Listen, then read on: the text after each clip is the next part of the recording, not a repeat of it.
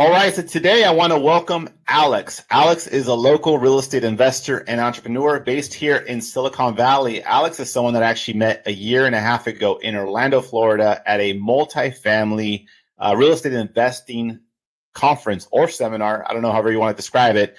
But we've realized we lived about 10 minutes from each other. And since then, we've been connected, stayed in touch, and have become friends. So Alex, welcome to the show. Thanks so much. Appreciate that, Fernando. Yeah, my pleasure. So let's go back to Orlando. This was December of 2021. What actually brought you to that event? Well, I became interested in investing in multifamily real estate, and part of it had to do with some success I've had in investing in single families up to that point. Part of it was also talking with a friend of mine who had gone into the multifamily route, and the results that he had from investing in multifamily were quite a bit closer to the goals that I had set out for myself when I began to invest in real estate than I was going the single family route. It's definitely a lot more hands-off, a lot more passive with the single families. There's a lot more work involved in the multifamily, but at the same time, there's a lot more to gain from it. So I found Rod Cleef as I was going through a number of different podcasts that talked about various strategies of multifamily, and I kind of clicked and connected with what he was offering and what he was talking about. So I figured, hey, it makes sense to go out to the seminar and kind of see what it's about. And it was a great few days. It was, I met a lot of great people, Fernando certainly being one of them. And it was a really good experience and kind of opened my eyes to that whole world of multifamily investing. Yeah, absolutely. It was a great event. It was the first time in Orlando, second time in Florida overall for myself. And you get to meet people from all over the country, some that are really deep into multifamily investing, others that are kind of just starting like yourself, others like myself that were more or less just curious. Good mix of people. It's interesting. And since then, I haven't really taken any forward steps with multifamily investing, but I've kept my eye on it. I recently went to a meetup here locally in San Jose. And I met someone that actually probably will catch up with soon by the name of Saul. And I don't know if you ever heard of a guy named David Lindahl. I have actually. Yeah, I've heard his name. Okay, so he's another prominent, I guess you could say, guru in the space of real estate and multifamily real estate investing.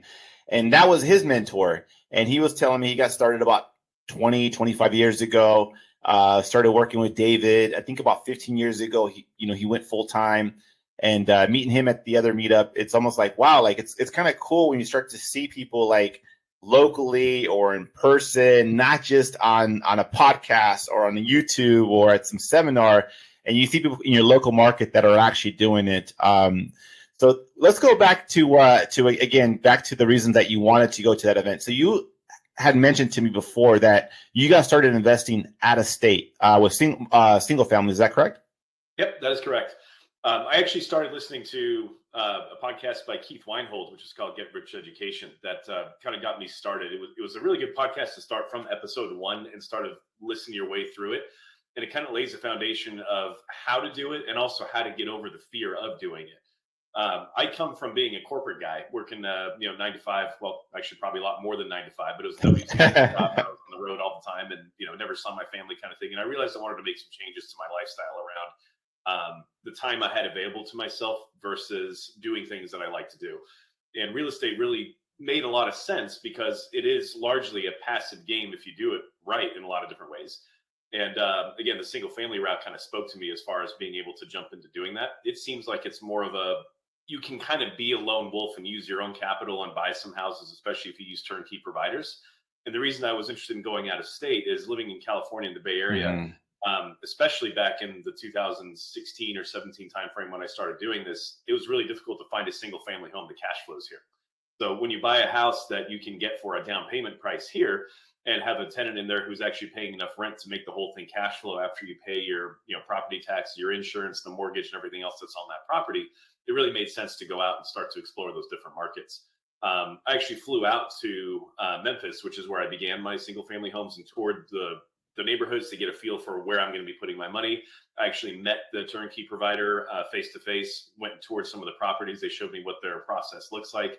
And really seeing that firsthand out there, walking the streets with the team that you're actually going to be working with makes a huge difference. Reading something through on their website or watching a YouTube video they put out is fine. But really kind of building that relationship with those people that you'll be, engaging in a long-term partnership is certainly worthwhile. Hopefully that answered your question. I think I went off on a tangent. No, it's okay. That's perfect. No, it does make a lot of sense, right? And I want to go back to that part of it, that aspect of it. Us living here in Silicon Valley, there are other parts of California where it's a lot less expensive, but maybe it still doesn't make sense financially. Where maybe it is, more beneficial to go to Memphis or other states, kind of where the prices are low and the rents, I won't say rents are high, but rents are good enough to make it worth your while. So comparatively high. Comparatively high, right? In comparison to where we're at.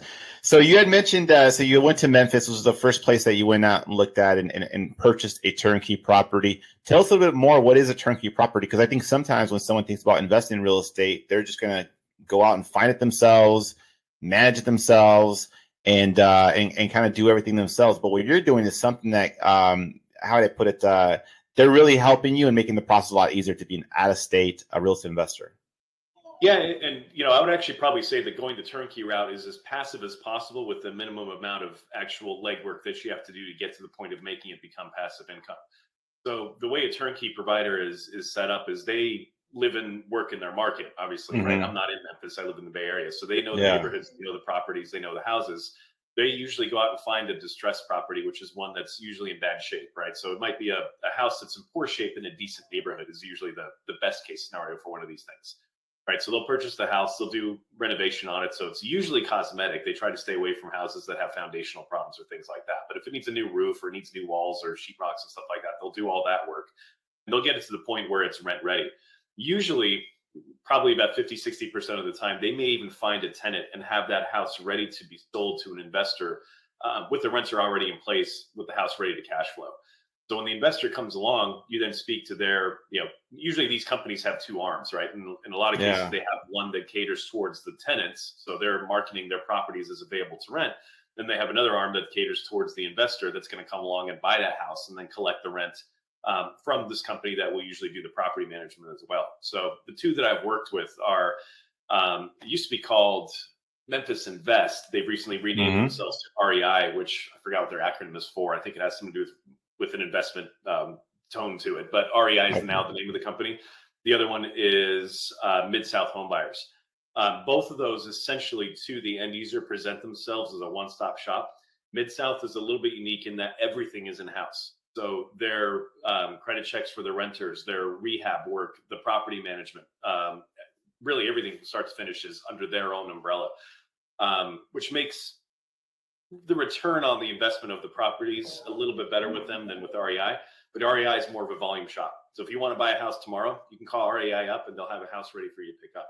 With Memphis Invest, you may have to wait a year, go through their process before they have a house that's ready to go, just because they don't seem to turn the properties quite as quickly. At least that's what I've discovered so far. Going a bit further into that, though, once you buy that house as an investor, you're purchasing it. You go through the whole, property purchase agreement, and the house is entirely yours. It's in your name, it's your title, and so forth. This company, though, the turnkey provider, will then install themselves as the property manager for you. Again, find your tenant, collect the rent. They'll take their cut of the rent and then send you the check each month. Right? You do pay your property taxes and insurance and all those kinds of things separately. You can usually put that into an escrow account, so you don't have to worry about that once a year. It just basically gets taken care of by your mortgage company. And really, ideally, you're kind of cooking along from there. The things to be mindful of is that you could have periods of time where a tenant doesn't pay their rent. When we went through some of the downturn cycles of COVID and so forth, I had a few houses where tenants weren't paying rent, and you have to cover that mortgage when they're not doing so, right? If you have to evict somebody, that might take a few more months too. But all those types of things are actually handled by that turnkey company, and they keep you up to date. They let you know what's going on. You approve repairs when they come up, take care of issues as they come up. But it allows you to really be a passive investor and have a house that's really taken care of for you by somebody who's out of state and who allows you to leverage that market. Yeah, no, that's all great information, and it does make sense. For someone that's busy, a busy professional that doesn't have time to do their own research, right? I mean, of course, you're doing some research, but I mean, where they're going to be the ones directly contacting sellers directly, whether they're calling sellers or sending them letters, marketing in some kind of way, or working with a local realtor there on the ground, where they're basically got the realtor, the lender. They have to go find their own contractor, or maybe they're referred to contract. You're just working with the company that, like, hey, this is what I'm looking for. These are the returns that I'm expecting. And they can tell you, yes, we can do it, or no, we cannot do it. Exactly. And I would say, you, as an investor, you probably will make more financially if you do buy your own house, find your own Hmm. contractor, and you do all that work yourself that you just mentioned. But at the same time, you also carry with you the risk of doing something wrong or buying the wrong house or having some kind of a setup take place that you weren't aware of because this isn't your backyard market. Hmm. The other half of it is from a financial standpoint, they do have the ability to actually make the margin a bit greater because they're doing this at scale. Right. So when Yeah. they have a contractor and they say, we've got 15 houses we need to work on versus you showing up being, hi, I'm one guy, I've got one house, the pricing is going to be different for this. Right. So that is going to get pushed down to you as an investor where you have a little bit more to, a little bit more meat on the bone, so to speak, from the deal, just because the turnkey provider can do things that you probably can't as a first time investor if you're trying to buy your first single family home. Yeah, absolutely. So have you ever read the book? I think it's called Long Distance Investing by David Green. I actually have that in my list to read. I haven't gotten to that one yet, but I've heard that's a great book.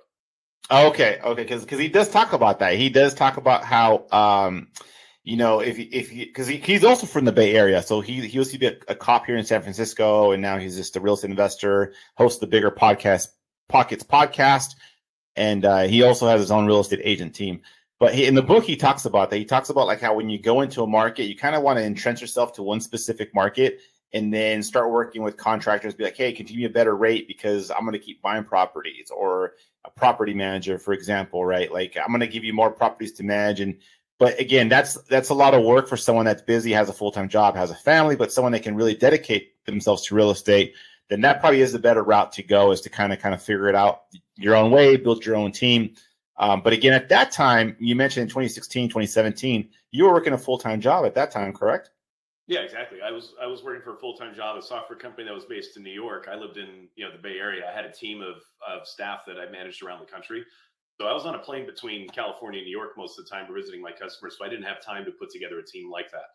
Yeah, absolutely. So yeah, it's one of those things where that's where the turnkey comes in. If you do have time to invest in it, that route's by all means the better one to take. Yeah, makes sense. So let's talk about this first deal that you purchased in Memphis. You purchased it, obviously went well, and you wanted to purchase more. Tell us about the second purchase. So my first house was actually a new build in Memphis, which Okay. worked out pretty nice. The price again was probably a little bit higher than what I would find on the open market for that house, Hmm. but it's been performing very well. There's been no maintenance issues, obviously, since it's a brand new Yeah. house. It's had high quality tenants in it that have been paying their rent on time every month, so all that's been really really nice. The second house I bought actually was per the recommendation of REI, which was a house just outside of Dallas in DeSoto, Texas. And Okay. it was also a pretty nice place. It's a two-story brick house. It looked really nice from the pictures. I sent a property inspector to go out and do a full review of that house to make sure it lines up with what they were telling me was the condition of the house and so forth. They found a couple of issues. They went back and fixed it real quick. We signed the paperwork. There was a tenant already in that house once the deal closed. And it's also been a very high performing house. It did have an unusual issue where Texas had that deep freeze. Was it like 2 or 3 years ago where the whole state Yeah. froze over? This house did have some pipe damage on the second floor of the house. The pipes froze and burst, and then there's water coming out of the walls and that whole thing. And same story as advertised, I should say. As the property manager company came in, they did an inspection of the house. They sent me pictures. They said it's going to cost this much to get this repaired. Hmm. I approved it. They repaired it. The tenant's happy. The house is fixed, and everything continues to go forward. Obviously, those costs come out of pocket, so they do ding your cash flow when things like that have to take place. But the repair costs were much lower than what I would have expected for something similar in California. So all those differences kind of come into play too when you're talking about the cost of labor and repairs and so forth. Yeah, that makes a lot of sense. Overall, with what you're doing, how would I explain it? It would be, I want to say impossible. I mean, nearly impossible to do that here locally, here in the Bay Area or anywhere within, a reasonable driving distance. And the interesting thing too, I think you had mentioned to me that after the first property that you visited, you didn't have to go out to some. Is it correct? Yeah, I mean, you could, but I actually have bought all the properties I own, for better or worse, or smart or not. They're all bought sight unseen. So when I went to visit the provider out in Hmm. Memphis, when we toured the Hmm. properties, they were giving me examples of what the houses look Okay. like when they're in the condition when they first buy them, when they're halfway through the rehab, once they're finished before a tenant moves in, and so forth. So I got to see what it looks like and what they do and what their operation does. But really, as an investor, when you're buying houses, the building itself does not really matter as long as the numbers make sense, cash flowing correctly, and you're able to have it inspected and determine that it's in good shape. What's really critical is that you're working with a team and a company and a group that you trust. And once that's done, the house itself is merely an asset that, in a sense, is on paper. It's doing its thing in the background. I don't interface with the tenants themselves, which is kind of nice. All that's done through the turnkey provider. They're the liaison for the entire process. So for me, it's really a report on paper. We talk about what's happening with the house. If things need to get repaired, I give it an approval. It gets taken care of. But the building is very different from buying a house that you have any sort of vested interest in as somebody who's living in it, or as a vacation home or whatever else. It's purely an investment. No, I like that because it gets over a misconception that, I think for a lot of people, you're a homeowner, you've gone out to the house, you probably looked at 15, 20 houses before you placed your first offer. And, you're really invested with every part of it, right? How good are the schools? How close is my commute to work? Where's the store? Where's the gym? All these different things, right? But for you being an out-of-state investor, and again, these properties, if I remember correctly, the price range were in the 200s to maybe price range. Is that correct? Yep, that's right. Actually, funny enough, the cheapest house in my portfolio was $60K when I bought it.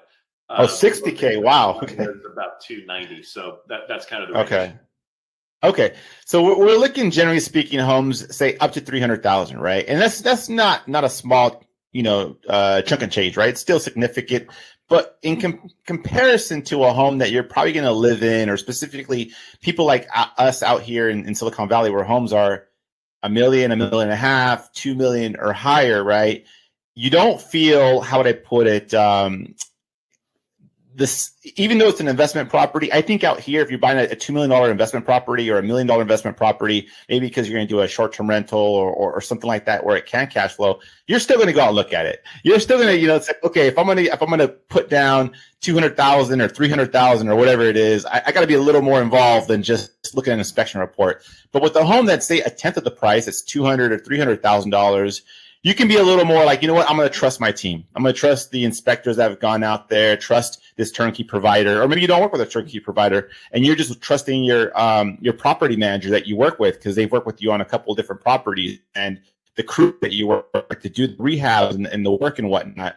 Because I actually feel the same way. I actually feel this year, as I'm looking to purchase at least one or two out-of-state investment properties, it's something that I've been going over the last year or two. Oh man, do I focus here locally or do I go out of state? And I'm kind of decided I am going to go out of state just for the financial reasons and whatnot, and obviously less risk and whatnot. I can see myself going out there once, checking out the area, the community, whatnot, but I don't need to be there for every step of the process, right? Like once you have the right people in place, you can kind of trust them. Well, hopefully you can trust them. And if it all goes well in the first deal, then you can do more deals with them. Yep, and that's the whole value add of the turnkey provider, right? So that prevents you from having to do as much due diligence as you would do if you're doing your own house. But having said that, I wanted to touch on one thing you mentioned about this schools or the shopping or those kinds of things. Those are things you do want to look at from a due diligence perspective when you're looking at the house. Yeah. Like you want to go on Street View and make sure that they didn't find you a house that's in the middle of a war zone type thing, right? Yeah, that's true. That there are schools that are nearby and places to shop and whatnot, because that also is going to affect the quality of the tenant that you're going to wind up in your house. So ideally, you probably want a tenant that may have kids that's interested in sending them to a decent school that's close by and has reasonable access to shopping and whatnot, because that type of tenant is likely to A, take better care of your house, and B, stay there longer. Right? Turnover is one of the biggest costs to having a passive real estate investment. Yeah. And if you have a tenant that goes in there and trashes your house and then moves out, then you have to pay for the repairs and so forth that you have to incur as a result of something like that happening. So, certain due diligence that you can do from, your house rather than having to fly over there, it's things that you can do. And it's also one of those things where, trust but verify is a good thing to have on the back when you're dealing with this kind of stuff too. So you want to make sure that the house they're offering you does make sense. It is going to attract a good tenant. It is in a good place and so forth. And usually they deliver, but it's still a good idea to make sure you know what you're getting into with those kinds of things as well. Yeah, absolutely. I completely agree. I was actually just listening to a podcast this morning, and the guy, his name is Rich Summers, and when he started his investment journey, him and his partners, they started with multifamily right off the bat. I think they bought an 11-unit building in Cincinnati, and then later they bought a 32-unit building there, and then they've bought larger properties in North Carolina. Now, given his partners, they have about 300 plus stores. But one thing he mentioned is, as you're looking at, he's in San Diego, by the way, so similar market to us here in Silicon Valley, a little less expensive. But he was mentioning that when you're looking at the markets to invest in, you want to focus on household income. And you don't want to get to areas where the household income is only $20,000 or $30,000 per year, just because it attracts a different kind of tenant. He goes, you're looking for something where the household income is probably $40,000 to $50,000 a year, and they can easily, I wouldn't say easily, but comfortably pay their rent and their living expenses and whatnot.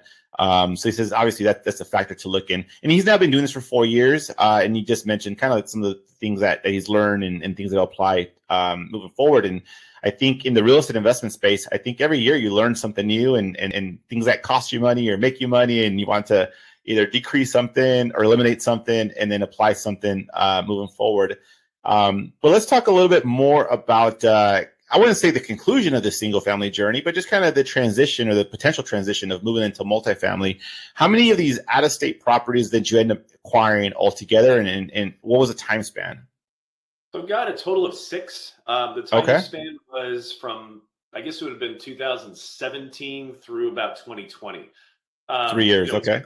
What's funny is around the time of COVID, which is probably an unusual time to do something similar to what I did, but just backing up a bit, my wife has been a piano teacher for basically her whole career. So I was the corporate guy on a plane dealing with what I'm doing. She was at home teaching some piano lessons in one of the rooms that we converted into a studio in our house. But her kind of passion or desire has been to grow that into a school at some point. It was kind of one of those pie in the sky, when things are right, concepts that we would play with from time to time.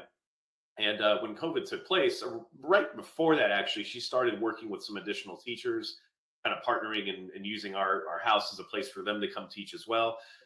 Before we knew it, that kind of exploded. We had lessons taking place in the living room and in the backyard and the garage. And we kind of realized, okay, so this is already starting to take a life of its own. We kind of should do something with this if we want to. And the reason I bring the COVID piece into it as well is because around that time, sadly, a lot of small businesses were folding up. And so in our area, there was a lot of commercial real estate available for rent at really quite reasonable prices.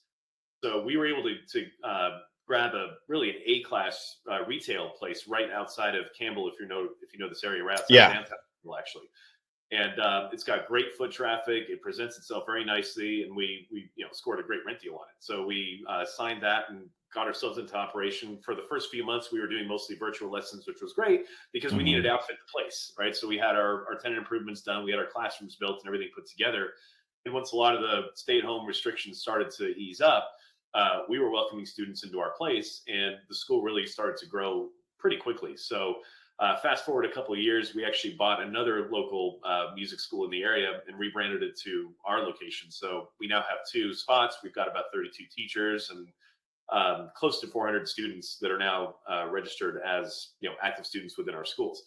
So I no longer have my corporate job, which is kind of nice. I'm now an entrepreneur, and I run the business end of this school for my wife. She does all the artistic piano stuff. I'm actually not a musician at all. I just know how to work on a spreadsheet. Yeah, me neither. Exactly. So, I'm trying to operationalize a lot of things that are going on within our school to give me a little bit more time to actually refocus back in on multifamily. I think it does make a lot of sense. Even in today's market, there's still ways to make money on multifamily deals. So probably within the next quarter or so, I plan to kind of reallocate my time to spend a lot more time on multifamily and kind of dig in a lot deeper. So the Rod Cleef, Warrior program is something I'll probably leverage for that. It's definitely been a great experience from going there to do the networking and picking up some of the information that they have. And that's probably going to be my next chapter in real estate, which I'm really excited to take on at this point. Yeah, that's great, man. And let's touch a little bit about working, I guess you could say, in the music business, having 2 music schools now. Because like what we talked about, right, or you talked about, it allowed you to walk away from your corporate job. And obviously here in Silicon Valley, you work in tech, you're in management, you're making a good income, benefits, kind of all the rewards for all of your hard work. But obviously, like we've discussed before, you prefer being your own boss, right? Whether that's just investing in real estate, one part of it, and now working with your wife and running the school is running this business. What would you say are some of the similarities with regards to, say, investing in real estate or running a rental real estate business with running a school? What are some of the similarities, and what would you say are some of the differences so far? Well, I'd say one of the biggest differences, I'll just start on that one, is that, for a large part, the real estate investing that I've been doing has been turnkey and by Hmm. design passive. When you run your own business, it is very much not passive. So, Very active. yeah, exactly. So we're involved in the day to day of setting things up and whatnot. But a big parallel is having systems in place to keep yourself organized and on top of everything that's going on at any second of the day is critical to success in both. Being able to quickly pull up your whole portfolio of houses that you own and be able to see which one's rented, which one's not, which one's up to Hmm. date with the rent, which one has taxes due, which one has deferred maintenance, all that kind of stuff. If you have a way to be able to track that and see it in real time on a regular basis, that allows you to make decisions in a timely fashion to be able to keep things moving in the right direction. The same thing's been true with the school. So Hmm. I've been, making sure we have an automated scheduling system put into place. We bill all of our students on a regular basis. Everyone pays their credit card, right? Everything stays very uniform. And that's something I actually struggled with my wife a little bit at the beginning because she's been a sole provider to her students for, going on 20 years. So she had a lot of, ideas of how she did things, which is very much, oh yeah, that's fine. We'll take care of that for this student. Oh, you want to pay me on Venmo? That's cool. I'll take a check from these people. Yeah. It's like, no, you can't scale a business doing that. Right. So it's having to say, okay, this is the channel that we're doing for this process, and we're not going to deviate from it. And that really allows you to scale. But it's also a bit of a mindset shift if you haven't been doing that sort of thing in the past. For me, it was easy because that's very much a parallel to what corporate life is like. So Hmm. applying that sort of discipline to making sure that we operate as a bigger business than we are allows us to grow into that size in a much quicker way than it will if you're operating like a 10-person shop. When you exceed that, that's when things start to fall apart as far as your process goes. I hope that was clear. I kind of Yeah, no, it is clear, and I relate a lot of ways like tenants, right? Like in many ways, your students are your tenants, right? Because you want to keep them happy, you want them to stay, you want them to obviously pay on time and have for a system for how everything works. How many this kid has this many lessons left in the month, and this kid, he just started his 6 month commitment or whatever it may be, right? And so that's where I can see a lot of the similarities. And ultimately, like we had talked about actually on Friday, and again, right now you're mentioning is you want to get to a point where you're able to have a system and a process where you are able to scale and maybe buy more music schools, right? And possibly one day a franchise, which is very related to real estate, where as you start to grow, maybe you start a syndication, right? I know we were talking a little bit about the Warrior program, and for anyone that doesn't know, that's Rod Cleef, the guru, the real estate investing guru, where we met at. He has a program, the Warrior program, that you actually had joined, and you can start where you start learning, or you start sourcing deals or looking for deals, and then eventually you can get to the point where you're like some of these instructors, and you got your own funds, your own syndication, and you're finding deals and you're raising money and you're doing some of that. So I take it that's kind of why you want, now that you kind of had a school not up and running by itself, but a little more stabilized, that you want to invest more of your time back into the multifamily. Is that correct? Yep, that's a good way to put it. And it's kind of one of those things where I'm trying to make sure I spend more time focusing on or working on the business rather than in the business, Mm-hmm. right? If you're an Correct. Big employee difference. of your own business, then you might as well have a job. It's kind of the same thing. It's just, Yeah. the backing of a larger company. But if you're working on that and you can actually make it grow and scale, that's really where being the entrepreneur has its true, benefits of having you be your own boss and be responsible for yourself and be responsible for your true growth rather than just being stuck in a day-to-day operational kind of grind. The other thing I wanted to touch on really briefly, just with Mm-hmm. respect to Rod Cleef's Warrior program Yeah. and kind of the differences between that and doing turnkey on a single family route. I may Sure. have mentioned this a little bit earlier, but it's really quite possible if you have some capital put aside to be your own Mm-hmm. investor with turnkey real estate with single families, right? You're finding a relationship with a turnkey provider. Even if you don't want to use a turnkey, you want to build your own team. For single Mm-hmm. family, again, it's quite doable as you're being your own lone wolf, I guess is the word I'm looking for. With Mm-hmm. multifamily, it's not. It's very much a team Yeah. sport. You need a lot of people working closely together with you on different parts of the operation to really be able to be successful with a multifamily deal. It's a much bigger animal. There's many more moving parts. There's many more things that have to happen together at the right time. And not having a team with you to do that, I think, is a recipe for disaster from what I can tell so far. So the great thing about Rod Cleef's Warrior program or something similar to it is Mm-hmm. you're able to network quickly with people. I mean, that's how Mm-hmm. Fernando and I met, right? We were at this event. We realized we had common interests and goals and lived close together. So, we now have a friendship that resulted from that. But the same thing is very similar with the other types of people that you meet there that say, hey, I can find capital, right? Hey, I have this construction crew I've worked with, or hey, I bought a few deals in this place, right?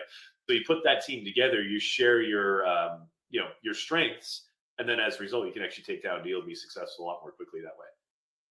Yeah, absolutely. One thing that I've been thinking a lot about lately, right? Based on kind of just this transition that I feel like, I would say for the most part, from a business perspective, just goals that I have is your circle starts to change, right? You start to get around people that think like you.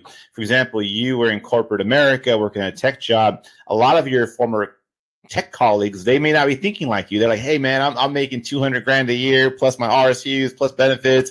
I don't want to invest in real estate. I'll just put it in the S&P and let it grow to, whatever it may be when I'm 65 years old and I retire. But when you start getting around, investors and entrepreneurs, and they have more of a, how do they put it, a mindset that they're a little more open to risk, a little more open to, fast scale growth. Because I think we talked about this on Friday. There was a book that I've read a couple of times called The Millionaire Fast Lane. And you're like, oh man, I got to read that book, right? And MJ DeMarco, the author of The Millionaire Fast Lane, talks about what she wants in success young, right? I know we're both in early 40s, right? And so we still have hopefully a long way to go to enjoy our lives. But it's better to do it now than when we're 65 years old and now we can go travel, right? But then, who knows what our health and what our life situation is like versus when we're 40 years old or 45 years old. Yep. No, that's 100% true, right? I mean, might as well enjoy life while you can. Deciding to invest in a 401k that may or may not even be there based on what the stock market does when it's time to retire. You're kind of deferring life. It's like, oh yeah, I'll do all these things I want to once I retire. Honestly, that was one of the biggest things that caused me to take this path and decide to kind of put the whole corporate, promise that's given to you as an employee aside and take, control of my own fate. And part of that too was that, like I said, I mean, this is probably a similar gig for a lot of people that wind up in middle management in tech or otherwise, that I spent more time not home than I did home. So my kid learned to walk and took his first steps while I was in New York. My daughter was in however many little plays and stuff that, my wife's sending me pictures of while I'm, with some customer in Chicago, right? And I realized I'm missing out on watching my kids grow and actually be a part of their lives. And I'm spending more time away than I am at home. And I don't want to, wake up one day and realize, oh, hi, kids that are 20, right? Having the ability to actually be part of their lives and do things that I want to with the people that matter to me and be able to, set my own hours and determine what I want my fate to be is something I decided to do. And by every means, it was probably the single biggest leap of faith I've taken in my life, to go from having a stable paycheck to basically taking my own fate into my own hands. And it was not an easy thing to do. It took a lot of soul searching and a lot of, being at peace with what the possible outcomes might be if they don't go the way I want them to, and still deciding to do it anyway. And right, it's kind of, you take the first step and then you take the next one, and it starts to become less daunting as you do it. But taking that first step is by every means a huge leap of faith.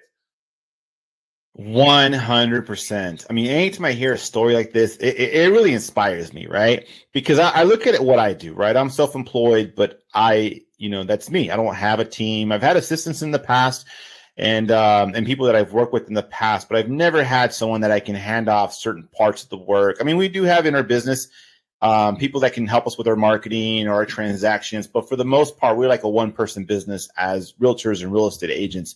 So I look at it for myself is I've always told myself, I don't see myself being 50 years old on a Sunday sitting in an open house, hoping for somebody to come on by, right? Or picking up the phone and making a cold call or knocking on a door. I see this as something that I'm going to continue doing, but I'm now feeling like I'm transitioning to a point where I will start primarily working with people that I have relationships with or people that are referred to me, kind of people that where more or less they know who I am and what I'm about and my brand and how I can help them. And that will create more time freedom for me to do the stuff that you're talking about, which is invest in properties out of state or get involved in multifamily, which is the reason that I went to that event myself to learn about it. And then I also do have some business ideas that I've thought about pursuing, and I got a potential partner that we've also discussed different businesses, right? So I feel like the path that you're on, I'm kind of right there behind you, and it's exciting to see you move forward because it continues to inspire me and some of the ideas that you've done. Now, one of the ideas that you've actually implemented, and I know you're no longer doing it, but it's just good because it was a good entrepreneurial practice was when you started this trailer business. Tell me more about that.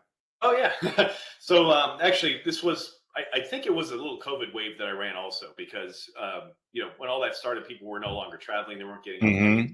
hotels or whatever else. So there was a huge, push, especially in the Bay Area, to go camping, right? And go spend time outdoors and this sort of thing. And I got into this very randomly because my father-in-law basically went out one day and bought a camper and stuck it in my driveway and said, look at what I got. It's like, are you nuts? What are we supposed to do with this thing? Yeah. But then I started thinking to myself, there are platforms similar to Airbnb specifically for these types of things. So let me stick it on there and see if this has any legs. And it did. It rented out pretty much for about 6 months worth of weekends in about 2 weeks. So I kind of sat there and went, this kind of makes some sense. So I actually bought 2 more, and I had 3 travel trailers that I kind of had in rotation, and it was making a pretty good amount of money. They were gone almost every week. Actually, they were gone every single weekend for the summer. Through a large variety of the weekends, even throughout the rest of the year, like around Thanksgiving and Christmas time, they got used as additional rooms for people who had, family coming in from out of town. They needed a place to put them up. So instead of going to a hotel, they just stuck this in their driveway, and they had an extra room for their out of town guests. So it was actually a pretty good business. The demand never slowed down, but what slowed down was me, because I didn't hire anyone else to deal with this. So I had to handle all the bookings, take all the calls. When the trailers came back, I had to flush them out and clean them and do all that stuff. And I kind of got to the point where I realized I started spreading myself just a bit too thin. So I had the music school business that was going on. I wanted to get myself a little bit more into the multifamily real estate bit. I had the kids I had to deal with. And, even during this time, I actually took a very short-term jump back into corporate America at a startup. Just because they offered a whole bunch of money my way, and I thought this might be a good idea. So then, here you go. Yep, it was actually a good reality check. So I went back into it and realized, I don't really want.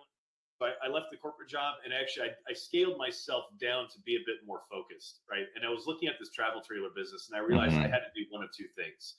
So it was either rent a lot and hire a staff and buy about 10 more and make this into something that's actually truly going to operate at scale and make a noticeable amount of money, or fold it up and refocus my efforts on, the school and real estate, really being the two that I want to do 100% of my time on. And I made the decision that it just makes more sense to scale there. So I sold off the trailers and I closed that business. But, again, I'm not sure if it was COVID or inflation or what portion of the economy caused this, but I was able to sell all 3 trailers that were used very heavily over the course of their time in my business as rentals for more than I bought them for. So that's awesome. It ended up being kind of a fun process to explore. And in hindsight, again, it's probably something that could have legs if I did focus on scaling that up and hiring a staff and having the proper location to do it. It probably could have turned into something a little bit bigger. But, it's one of those things where you can fall into these types of opportunities without really looking for them. Sometimes they find you. And just putting a process around it is really what it takes to be able to monetize it. Yeah, absolutely. And it's a great lesson that there are so many business ideas out there. I talk to people all the time, and they're always like, well, I don't know where to start. And, everything's been done. No, everything hasn't been done. And it has been done. Millionaire Fastlane, once again, MJ DeMarco talks about, even if it has been done, just do it better. Do it different, right? And I don't mean to interrupt you, but I'll even mention that on the trailer bit. Is I made sure that the trailers were spotless when they went out. I had the booking system set up in a way that was very easy to book and see the pictures of the trailers and so forth. And I actually ended up having regular renters after they rented it once. So I've tried these with other ones before. These are by far the cleanest, best trailers that I've picked up. This is a repeatable, positive experience for me. I want to keep renting from you. So it was a pretty cool, way to actually start to establish those types of clients. But it squarely hits the nail on the head of what you just said. Just do it a little better than everyone else. There's a lot of people doing stuff not particularly well. So if you find that niche where you can do just 10% more, that's going to start to get you repeat clients and strong business performance right away. Yeah, absolutely. What I think about is we have a decision to make in life, right? I mean, one is quote unquote the safe and secure way, right? Say it's A, and then the other way is B. So A, the safe and secure way, is assuming that you're going to get a job. I mean, let's just say your job pays you $100,000, right? Plus some benefits and everything else that comes with it. And that it'll always increase, right? And that it'll always be secure. And that basically you're able to buy that $1,000 a month Tesla, and that you can buy that house, and your mortgage is, I don't know, $5,000-$6,000 a month, or whatever it may be, and go on vacation and do these different things. And you're living to what you're making, right? Because it's safe and secure, right? What about all the layoffs, right? We've heard all these tech companies laying off 10,000 people, 11,000 people, 12,000 people, doing round 2, round 3. So long story short, these different jobs are not as safe and secure. Sometimes you may say, well, they can work for the union, or they can work for this other government or healthcare or something like that. But there's also people that will take those safe and secure jobs and then not be as happy, right? They see themselves doing more, right? So on the other side is what we call, right, in our society, the more risky type of jobs, which is the entrepreneur, the small business owner, the investor, right? And you go, oh man, but there's no guarantee of a check coming in. Yeah, there's no guarantee of a check, because if it was easy, everybody will do it. But like you mentioned, Alex, you've made income 4 different ways in the last, say, 12 months, right? From the tech job that you took for a few months that you left, because you realized, no, I'm going to go all in. The music school, long distance investing, the trailers. It's like someone like yourself will always find income out there somehow, some way. And I want to encourage other people out there that they can also do something similar like you've done. Yep, absolutely. That's so true. It's just it's shifting your mind to realize that there are other ways to do it, especially if you've kind of gone through the, in a sense, societal training. You go to school, you go to college, you get your job, you fund your 401k, you buy your house, you buy your car. Thing is, too, is as you're going through that process, you kind of become enslaved to it, right? Because your handcuffs, your costs are going to be here, and you're going to keep raising the two kind of like that. So if your income ever goes away, you're now even more hosed, because you require that level of income to be able to continue to fund that lifestyle, which is often built upon debt. If you have that high car payment, you have the high house payment, and so forth, you kind of put yourself into that mill that you have to keep going through. So being able to completely disconnect from that and realize there's a different path forward and take control of it, in your own way, it really kind of makes life feel very different than it does when you're on the other side of that. And I think the only way to experience that is to really jump into it. I've heard these stories before when I worked in the corporate world, but I never really felt it until you take that jump over to the other side of the fence. Absolutely. I know someone personally, they are the epitome of what you just described, right? They like to travel, eat at nice restaurants, go to expensive places, because they're making a good income, right? But then sometimes, they get laid off, if they go find a new job, negotiate salary again. Like it's almost like this hamster wheel, right? Like you're a high income earner, but for as long as that you're meeting your goals and objectives, and the market is doing well, and the company is making money.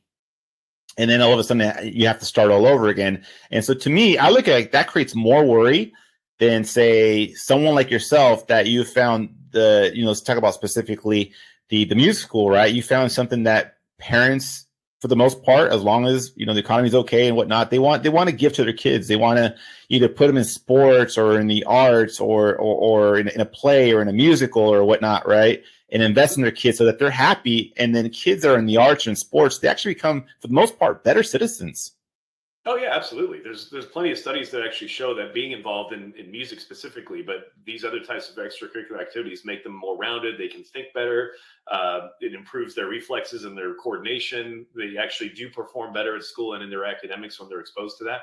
And the other part of it too is, funny enough, is the second school that we purchased actually had a focus on the neurodiverse community. So that's kids with learning disabilities and other problems like that. And we've seen kids come in and start as students who were completely nonverbal. They were not capable of really communicating with other people, hardly could even do anything at school. And after being enrolled in this program with one of our teachers, within about 4 months, they're able to actually start to do these things that, you kind of take for granted as somebody who's not a member of that community. And it had a lot to do with actually working with this teacher, having music be a part of what was going through their minds to help unlock certain pathways or whatnot in their brain, to allow them to actually start to thrive. So it's been a really amazing experience to watch the school that we run and operate, to be able to provide that to these families and really see the net, positive that we're doing to the community as a result. So that's something I never really felt when I was, punching the time clock and selling software for the company in New York. So it's a very different, paradigm also. Yeah, absolutely. Right. You found a need. Obviously you can't just do something for free, right? That helps people out. I mean, of course, if you're a charity, it's a different story. You have to go raise the money and then give it back. But you found something neat that, again, can be profitable for yourself, for your wife. You're helping the community out. You're helping these kids. The parents are obviously very happy when the kids are learning something and they're dedicated and they want to learn. And it also helps them with college too. A lot of times the college applications, like if you're part of, a music group or whatnot, or part of the band and whatnot, that also helps out as well. But let's go ahead and end it on this, Alex. For anyone out there that has aspirations, whether to invest in real estate, but they might be scared, or to start a business, but they're afraid of risk, or they don't know what to do, or whatnot, what advice would you give for someone that just kind of wants to start, again, taking that first step towards the other side? I'd say the biggest piece of advice I could give is don't get stuck in what's called analysis paralysis. Yep. You want to create this perfect pathway and this perfect smooth runway that has all the guardrails in place where you're bringing your risk down to zero, as if it would be the same as if you were in your corporate job. And I say that because that's something I myself probably spent a good year and a half or two doing before finally kind of stepping over the step to begin the process of doing things on your own. So by all means, you do need a plan. You have to have an idea of what you're going to accomplish. And you do want to set an end goal for yourself to be able to say, hey, I want to be able to do X, Y, Z within X time frame, right? That part is very important. But once you have all that set up and you kind of know the direction that you want to go into, you have to take that first step, right? And you have to, be that leave your job, be that sign the lease, be that do whatever it is to start the beginning of that process. And then you'll naturally take the next step after that and keep things going, right? And there's plenty of people like Fernando, myself, and others in the world who have taken that jump, who have become entrepreneurs, and who you can reach out to and contact and create your own network. And having that network with you to support you as you go through that is also, I would say, critically important. But if it was just one piece of advice, it's take that first step. Take the very first step. Do it scared sometimes, right? Yep. So, Alex, if any... You probably will be, and it's normal to be scared, but that's okay, right? Eventually, you do it twice, 3 times, and it's not as bad as the very first time. But if anybody wants to get a hold of you to either ask you questions with regards to out of state real estate investing, commercial real estate investing, entrepreneurship, whatnot, what I'll do is I'll include your email down below, and they can send you an email and reach out. And if they have any questions, definitely connect with you. And again, Alex, thank you so much for your time. Really appreciate the conversation today. Of course. Thank you, Fernando. I'm glad you had me on, and I appreciate what you're doing. Thank you. Awesome. Sounds good.